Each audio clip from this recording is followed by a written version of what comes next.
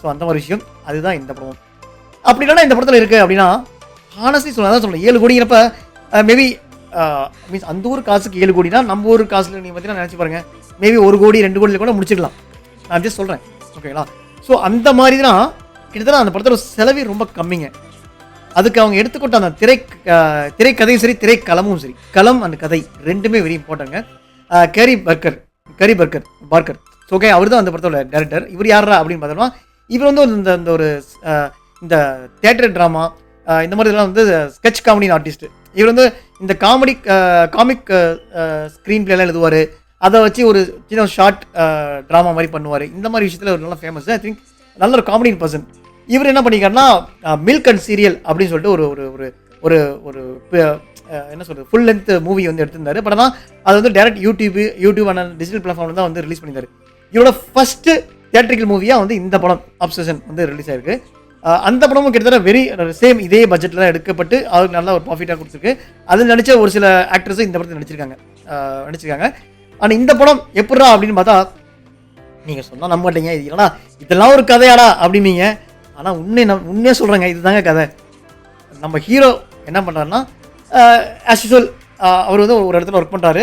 Hero friends இருக்காங்க. அவங்க கூட வந்து 2 தோழிகள் இருக்காங்க. அதில் ஒரு தோழி வந்து இவருக்கு ரொம்ப பிடிச்சிருது. ஸோ இவர் அப்பப்போ சைட் வச்சுட்டே இருக்காரு. கூட ஃப்ரெண்டு சும்மா இருக்காம டே இப்பட்றா இன்னைக்கு கூட்டி போயிடுறான் அங்கே கூட்டி போடா இங்கே கூட்டி போடா பேசுகிறான் உன் லவ்வை சொல்கிறான் இல்லாட்டி ஏதாவது பண்ணுறான் அப்படின்னு சொல்லிட்டு நம்ம தலைவர் வந்து ஏதாவது ஹீரோட ஃப்ரெண்டு அவர் வந்து சும்மா உசுப்பேத்திட்டே இருக்காரு. ஸோ இந்த டைமில் ஹீரோ என்ன பண்ணுறாருன்னா அவரோட பூனை வந்து இறந்துருது ஓகேங்களா. ஸோ பூனை இறந்தோடனே அவர் மனசுக்குள்ளே ரொம்ப ஒரு வழியில் ரொம்ப ஒரு இதில் வந்து துடிச்சிட்டு ரொம்ப ஒரு மாதிரி அவுட் ஆஃப் கண்ட்ரோலில் போயிட்டு இருக்கப்போ தான் அந்த பொண்ணு அதாவது நம்ம ஹீரோயின் பொண்ணு வந்து நான் உங்களை மீட் பண்ணணும் அப்படின்னு சொல்லி கேட்குது. ஸோ இவர் வந்து இல்லை இன்றைக்கி முடியாது நான் கொஞ்சம் என்னோட மனநிலை சரியில்லை நம்ம இன்னொரு மீட் பண்ணலாம் அப்படிங்கிறப்ப அது கீப் இன்சிஸ்ட் பண்ண டக்குன்னு நம்ம ஹீரோட ஃப்ரெண்டு சொன்னது அவருக்கு ஞாபகத்துக்கு வருது. இந்த மாதிரி அவனை மீட் பண்ணுறா அப்படின்னு சொல்கிறத ஞாபகத்துனா ஓகே லெட்ஸ் கோ அப்படின்னு சொல்லிட்டு ஒரு பார்ட்டிக்கு போகிறாங்க. அங்கே மீட் பண்ணுறாங்க. ஸோ அங்கே வந்து இவர் வந்து நான் வந்துட்டு ஒரு விஷயம் சொல்லணும்னு சொல்லி ட்ரை பண்ணுறாரு. கூட ஃப்ரெண்ட்ஸு கெடுக்கிறாங்க. ட்ரை பண்ணுறாரு கூட ஃப்ரெண்ட்ஸ் கெடுக்கிறாங்க. ஸோ இப்படியே சீன்ஸ் போயிட்டுருக்கு.